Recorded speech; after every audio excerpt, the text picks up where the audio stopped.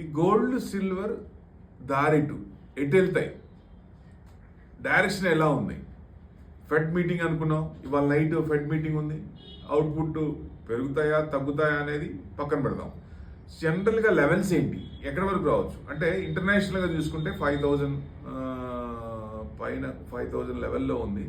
So కొంచెం మీకు 4,900 international dollars కనుక కట్ అయితే సో 4,400 రావచ్చు. అంటే చిన్నగా 4,400 కూడా ఛాన్స్ ఉంది డౌన్ సైడ్. అదే సిల్వర్కి మీకు జనరల్గా 74-78 సపోర్ట్ ఉంది సిల్వర్కి పర్ ఔన్స్. అది కనుక 84 కనుక సస్టైన్ అయితే దెన్ 91 to 92 అంతవరకు వెళ్ళే ఛాన్స్ ఉంది. అంటే mid term to long term కన్స్ట్రక్టివ్గానే ఉంది సిల్వరు. గోల్డ్ అయితే కొంచెం డౌన్ ట్రెండే ఉంది అనిపిస్తోంది. సో ఇవన్నీ సెటిల్ అయితే కొంచెం తగ్గే ఛాన్స్ ఉంటుంది. ఏదైనా కొత్త ఇష్యూ వచ్చినప్పుడు ఫ్లేరప్ అవటం. సో క్రూడ్ పెరిగినా అంత ఫ్లేరప్ కాలేదు, మనకి ఎకానమీ ఇదవుతున్నా. మార్కెట్ పడినా మార్కెట్తో పాటు పడింది, పెరిగినప్పుడు మార్కెట్తో పాటు పెరిగింది 2 డేస్లో.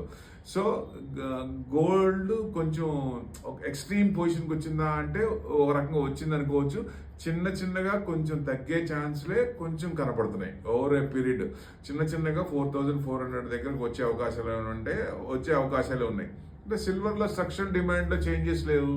సో సేఫ్ హెవెన్ ఒక రకంగా దానికి కంటిన్యూ కావచ్చు.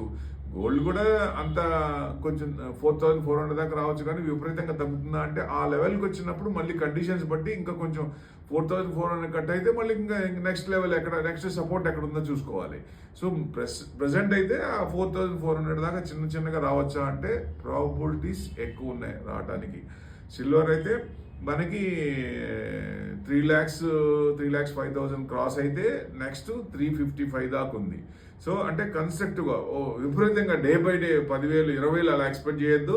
స్మాల్గా దాని పని దాన్ని చేసుకుంటూ పోతుంది. దానికి మనకు టైం ఇచ్చి కనుక ఉంటే ఓవర్ ఏ పీరియడ్ మళ్ళీ హై క్రాస్ అయ్యే అవకాశాలు ఉన్నాయంటే ఉన్నాయనుకోవచ్చు.